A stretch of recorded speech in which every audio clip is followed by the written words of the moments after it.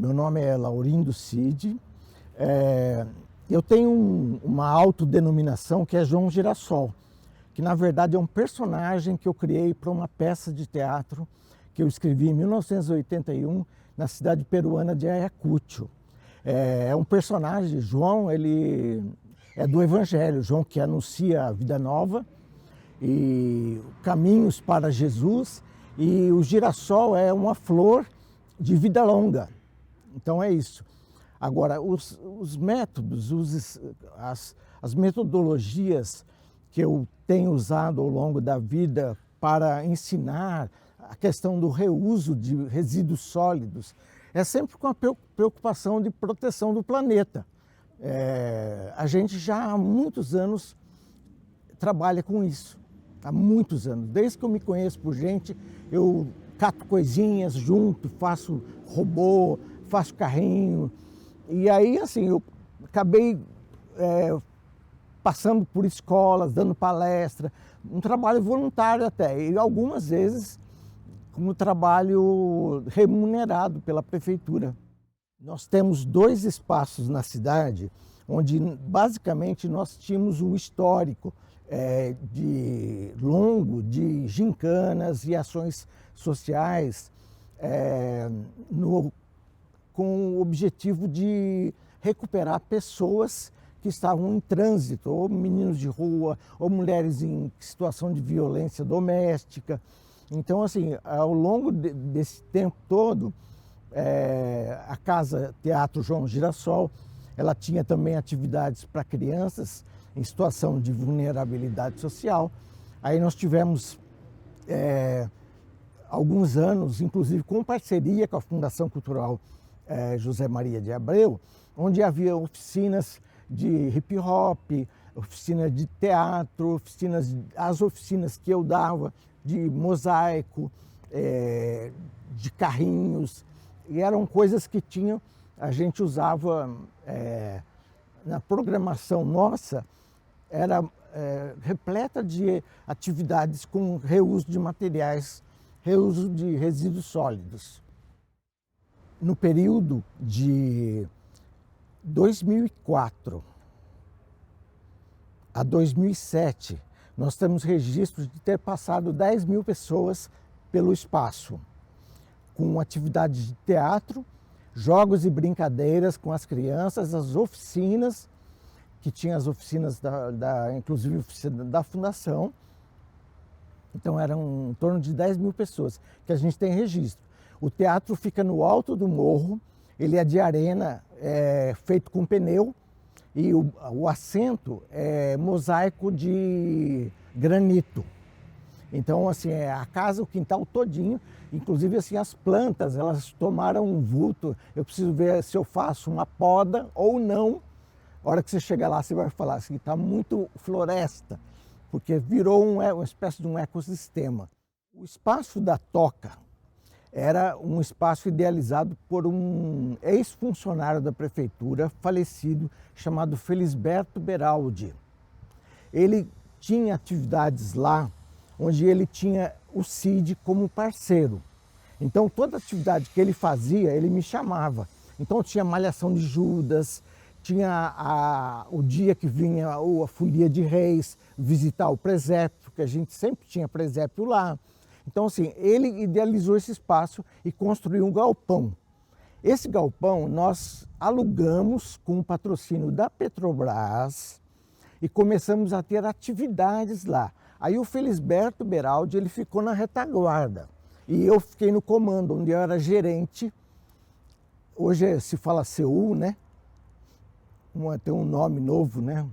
Gerente dos 2 espaços. Assalariado, eu recebia salário da Petrobras para manter os espaços. E a verba eu usava para pagar cachê dos grupos de teatro, inclusive o Peloja, o Guto Peloja, foi curador de 1 ou 2 mostras, e vinha teatro de São José dos Campos, eu lembro que veio Maria Peregrina e tal, e na mostra que teve aqui, teve o grupo Atos Humanos, Não, esse é de São Jacareí. Teve uma companhia de São Paulo que veio na abertura de uma mostra que nós fizemos em parceria com a Fundação Cultural José Maria de Abreu, que era uma mostra que acontecia simultaneamente nos dois espaços. Aí eu tinha que, no final de semana, me desdobrar para estar nos dois lugares e receber os convidados e essas coisas todas. Ou seja, eu sou o idealizador dos dois espaços. Então, lá no Rio Comprido, se não fosse a intervenção da Petrobras, a gente não tinha conseguido fazer as adaptações que nós fizemos no espaço. Inclusive, se você chegar lá na Fênix, tem um escritório e uma rampinha. Se eu olhar o piso foi todo feito em mosaico, mas o caquinho do mosaico foi recolhido por algumas senhoras da cidade que tirava nos lixões e trazia para a gente, e a gente pagava um percentual por quilo. Porque assim, o que eu sou de verdade? De verdade, eu sou um desenhista. E como desenhista, eu sei criar mundos, imaginar coisas.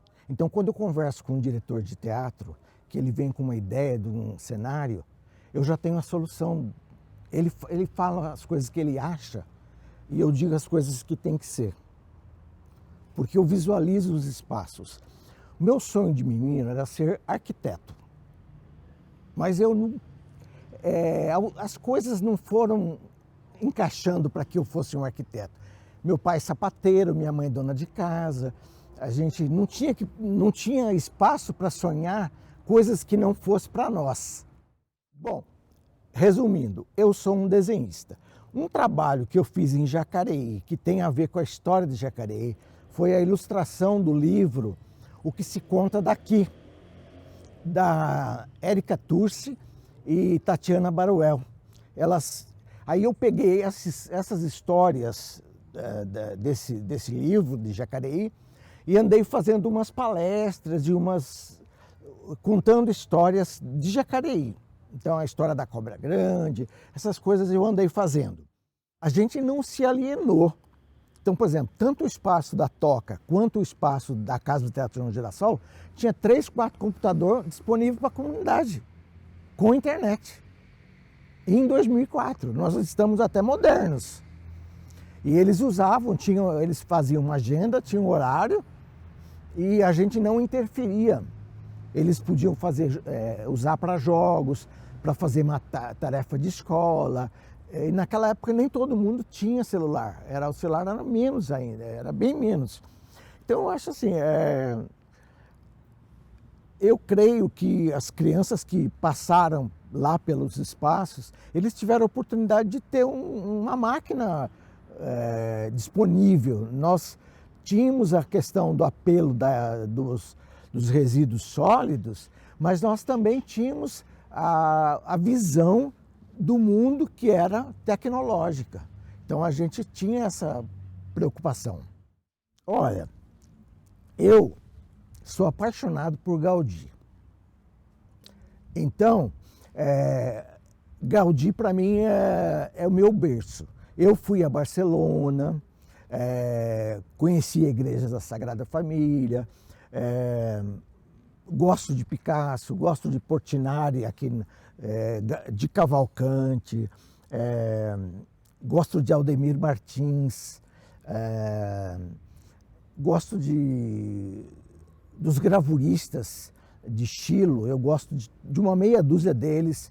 Inclusive lá em Diadema tem um museu, que é uma casa de cultura, onde os gravuristas se encontram.